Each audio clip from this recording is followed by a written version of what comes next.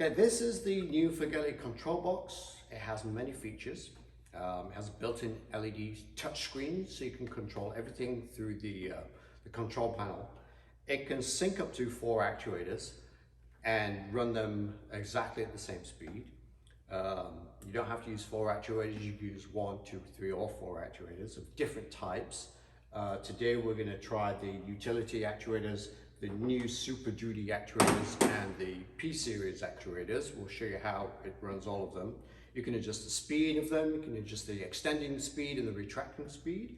You can adjust the limit switches so that they can start and stop at a certain position. So you don't have to rely on the built-in limit switches in the actuator itself. And it also has a timer feature, which is really interesting. So you can adjust an actuator to come on at a certain time and then turn off at a certain time, multiple times of the day as well. So you could have it come on at 9 AM, retract at 10 AM, and then come on again at 1 PM and retract at 1:30, something like that. And then the interval mode is where you can have it turn on and turn off after a certain amount of minutes. So let's say you have it switch on for 10 minutes and then turn off for 10 minutes and just completely recycle that program over and over again.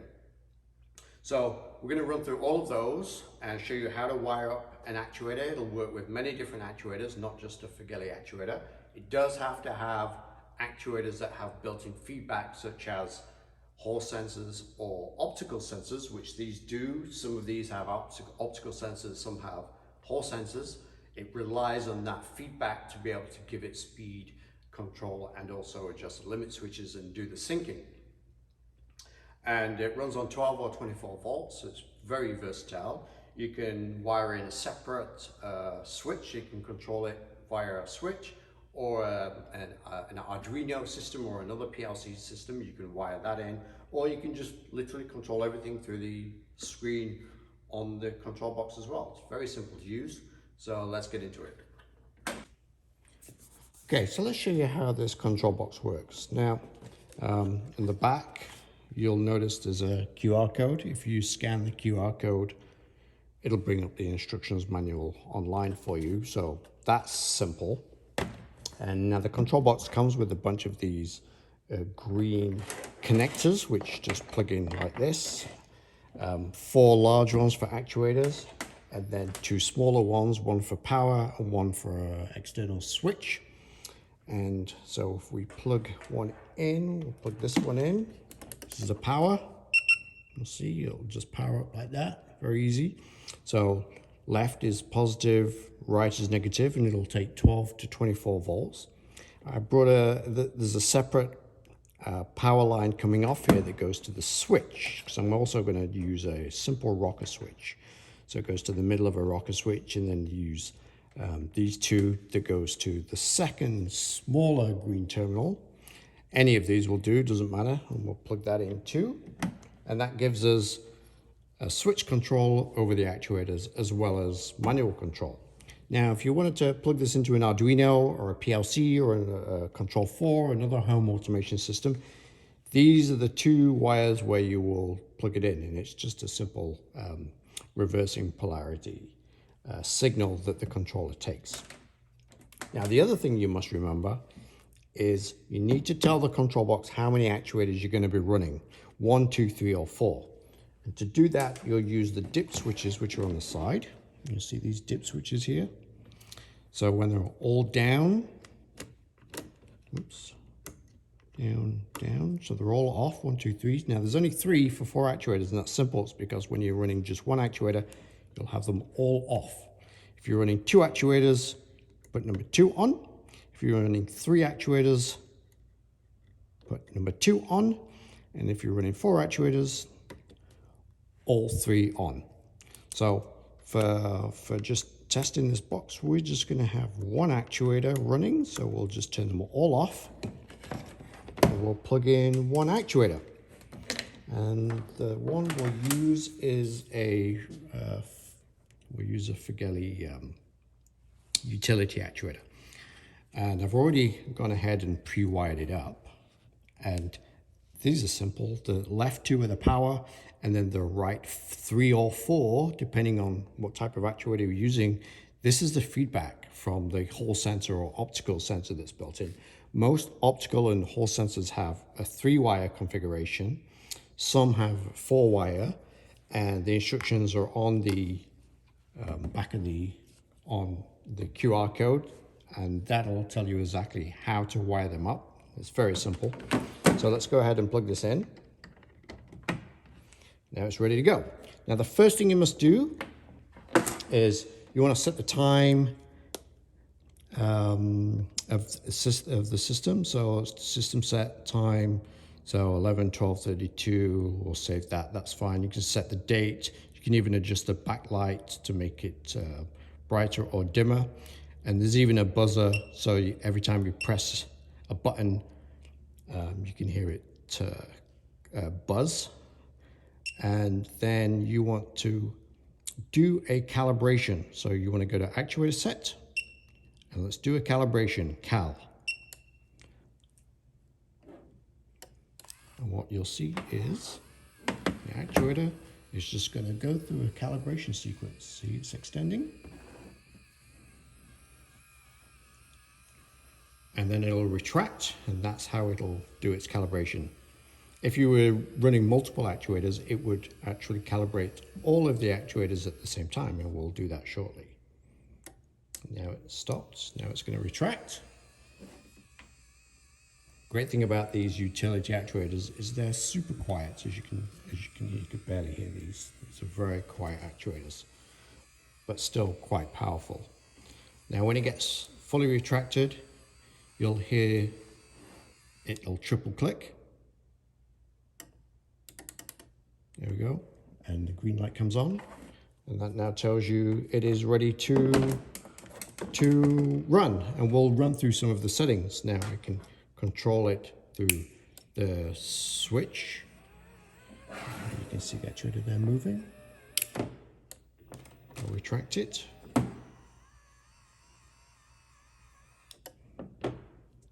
And the other thing you need to do is you need to tell it what stroke of actuator you're using. So let's do actuator set, length. Now this is a 8-inch stroke actuator. So we go 0800, save. And of course, if you want to set it in millimeters, you can also adjust it so that it's not there, but actuator set. You can set the units to inches, centimeters, or millimeters, whatever you want. And we can even control it from here too. Manual operation, extend. Okay, see, stop, retract. Makes it simple. And now let's plug in 2 actuators and show you how we sync a couple of actuators. So first thing we need to do is to tell it we're going to use 2 actuators. So dip switch up to show it we're using 2 actuators. We have another utility actuator here. We'll go ahead and plug it in. Now we've got 2. We've got our actuator set, and then calibrate.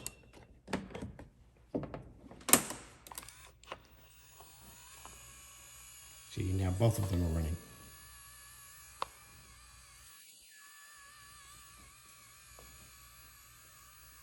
They'll both extend, and then retract. And look, you'll notice, see, one is faster than the other. And that's because I'm actually using, in this, I'm cheating, I'm using 2 different force actuators. One is I think a 240-pound force actuator, and the other one is a 110-pound force actuator. So naturally, the lower force actuators run faster. Like in this mode, they're actually faster. One is faster than the other, you can see that. But once they're calibrated, they run at exactly the same speed.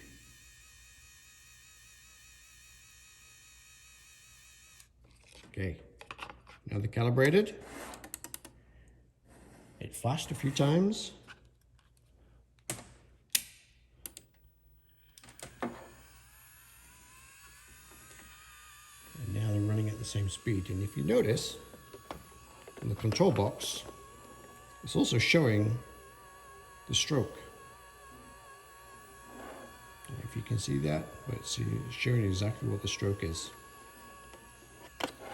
And you'll notice they are perfectly in sync. I'll retract them.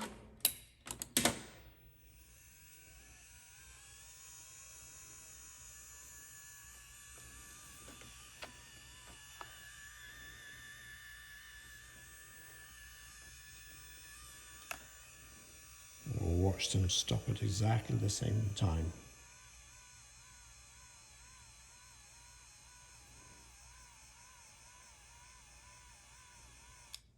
There we go. So that's a perfect example of two actuators that do not naturally run at the same speed, but after we've used the sync box, it syncs them absolutely perfectly. Now from here, we can do a bunch of other things too. We can set the speed. So this is the extending speed and the retracting speed. So we can do that fast, extending, slow, retracting. I'll just show you how that works. We'll extend.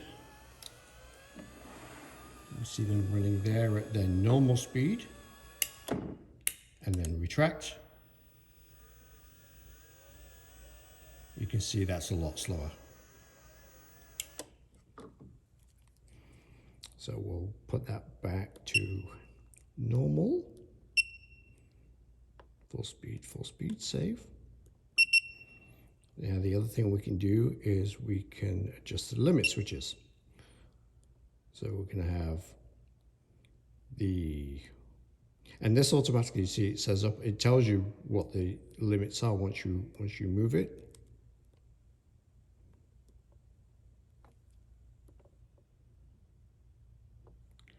So let's set it to 2.5 and 4. We'll save that there. We'll now extend it out. We'll wait. Okay, now it'll extend to that limit we just set.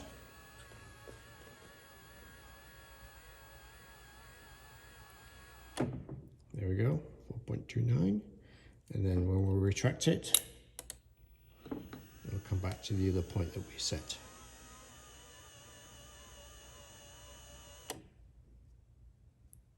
There we go. So let's reset that back to its regular positions.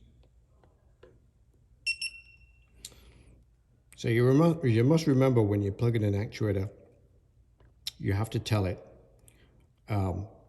what the stroke length of the actuator is. So that's important to know. So what else can we do on this thing? So we've done the speed, we've done the limits, we've already set the units, we've already set the length. The home position is basically, it will just tell it to retract, tell the actuators to retract all the way, completely, and even forget about the synchronization. So that's kind of like an override feature. Now let's go to the timer operation, which is quite useful. So you can see there's a interval mode or time mode. So interval mode is where it comes on for 10 minutes and then switches off after a few minutes. So let's show you how this works. So let's set it to come on after 0.3 seconds, save, and then retract after, let's say, 1 second, because we don't want this video to be too long. Save. And then now to initiate the program, you have to go to enable or disable a mode. And we're not using the timer mode, we're using the interval mode. So you press interval mode, you can see it's highlighted, then press back once and back twice. You must press back twice until you see the top left, it tells you what program's running. So it's going to run. Maybe I should have set some limits on this to speed it up. So otherwise we have to, in fact, let's do that. Let's just abort this. set we set the limits, right? Actuator set. Let's adjust those limits. We'll see one there and one there. Save. And now we can run the program again. Timer mode. Enable, disable. Turn it on, back, back. So you can see interval mode 1 is on. It's gone to the end of the limit, and now it's retracting.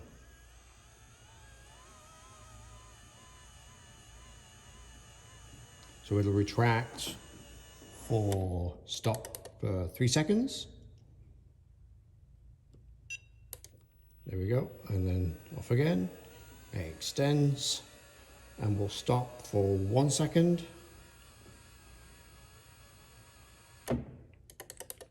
1 second. There we go, and retract. Obviously, you'd use different time modes for this, but that just gives you an idea of basically how this feature works. Okay, so now let's show you how to sync 3 actuators. For this, we're using the FIRGELLI Super Duty models, and you'll notice on the label it shows you how to wire up the feedback that comes with these models of actuators. It shows you what the wires are and what each of them does. So we've already gone ahead and wired them up into these connectors, the green connectors that come with the control box. We'll plug them in, and then you must remember to tell the control box on the side using these dip switches how many actuators you're using. We're using 3, so that means we have 1 and 2 are on and 3 is off because we're not using 4. And then the first thing we want to do is go to actuator set and run calibration, cal. So now it'll retract them. Notice this one was already extended, so it's retracting them first to start the program. Now they're all retracted. Now they'll all extend together.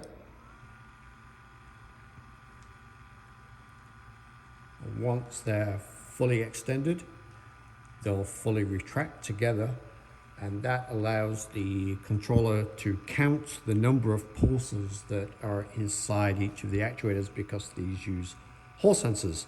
So every time the magnet spins around the sensor, that's 1 revolution. So there are thousands and thousands of pulses being counted right now. And the level of precision control we have over these will be down to the micron level. It's incredible how much control you're actually going to be able to get out of an actuator that has this level of feedback. So now they're retracting. They'll go all the way.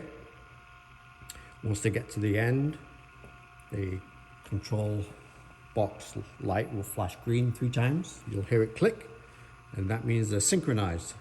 And then they'll all 3 will run at exactly the same speed. Right now, you'll notice this one's a little bit faster, so that's going to stop first, I think. Yep. So that one's a faster one naturally, because actuators automatically at different speeds when they come out of the box. You have to sync them to get them to run at the same speed. Now they're synced. Now if we'll extend them, and here you can see the control board is telling us what stroke they're at. And now they're running exactly the same speed. So watch them when they get to the end of the stroke. All 3 will stop at exactly the same speed.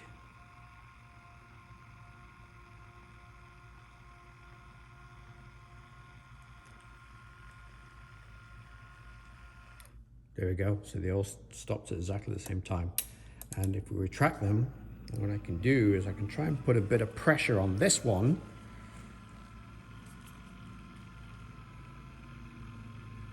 To try and make,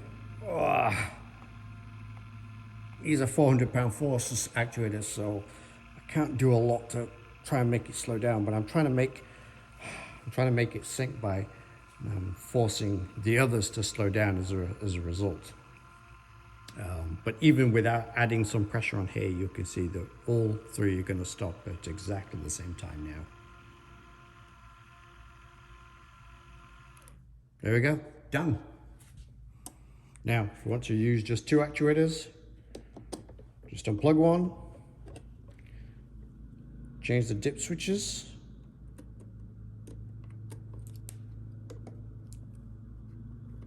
and now you can just run two. So I've unplugged this one, it's no longer in use. Now it's just running two.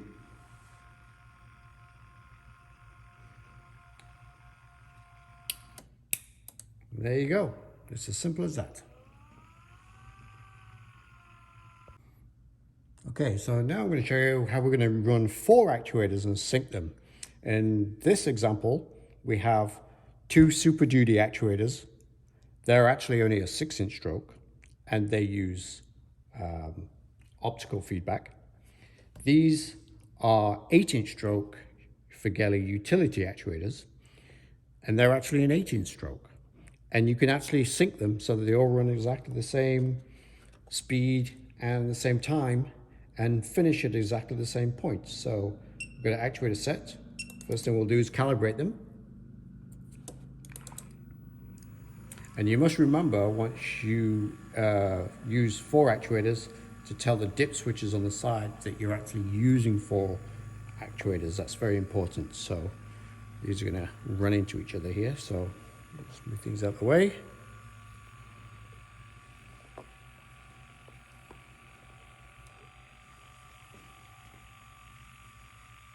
There we go. They've already finished. These are slightly faster. These are still running. So these are higher force. These are 450 pound force actuators. Now they're all going to retract.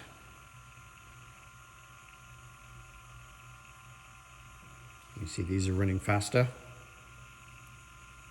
But once they're calibrated, they're all run at exactly the same speed. But then we need to tell the control box what size stroke we're using. Now, if they're an 18 stroke and they're a 6-inch stroke, what size should we tell the control box we're actually using? So I think we'll just tell it we're going to use 6-inch. So we'll wait till it's finished. It'll flash 3 times.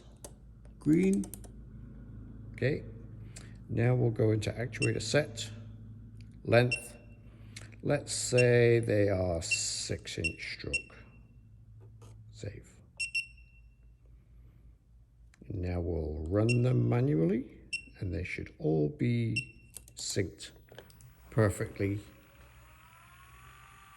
So even though these are actually going to run 8 inches, these are only going to run 6 inches stroke.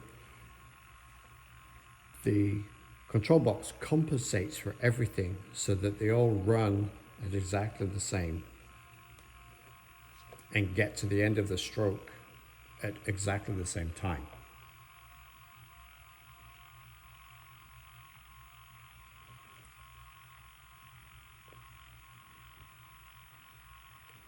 Okay, they're going to stop any second now.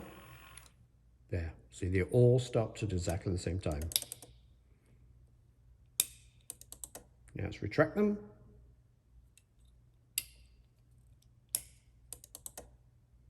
Oh, that's extend, my bad. Let's retract. There we go. Now they're retracting.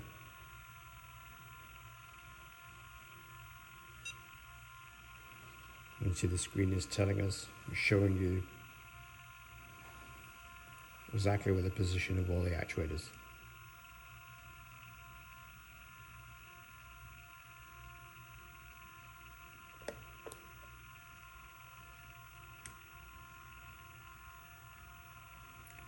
And they're about to stop, all exactly the same time.